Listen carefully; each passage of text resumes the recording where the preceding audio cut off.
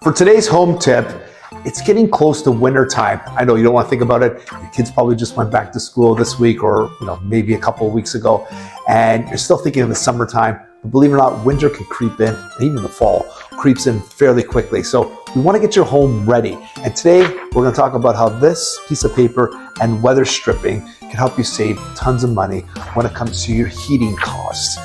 Over 20 to 30% of your heating cost is due to if you have a draft in your home, which is caused by little cracks in your windows. So you want to go before it gets cold outside, that you want to check to make sure you're not losing that 25 to 30%. So what you need to do is grab this piece of paper, and they're just saying to run it along the lines here and try to see if there are any gaps. Sometimes like just using a paper, there's other demonstrations that other people can do, you can check online. But yeah, this piece of paper, you're supposed to try to run it across all of your windows to see if there's any gaps in there. And if there is, you can just go to the local hardware store and buy some weather stripping.